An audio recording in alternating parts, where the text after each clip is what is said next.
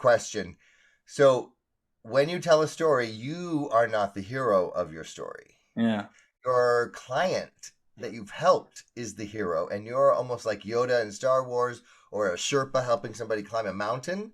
Yeah. And the whole goal is that when you're describing a story of someone you've helped, that the other person sees themselves in the story.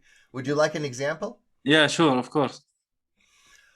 I was working with a healthcare tech company, and I said, "What are you saying now to doctors to get them to buy your equipment?" And they're like, "Oh, it makes the surgeries go 30% faster. Do you want one?" Well, that's a very left brain analytical. There's no emotion, and people buy emotionally and then back it up with logic. So Yeah. then I asked them some questions. I'm like, "What does it even mean, 30% faster compared to what?" So we got some specifics, and now they tell this case story. Imagine how happy Dr. Higgins was 6 months ago using our equipment in Long Beach Memorial, and he could go out to the patient's family in the waiting room an hour earlier than expected.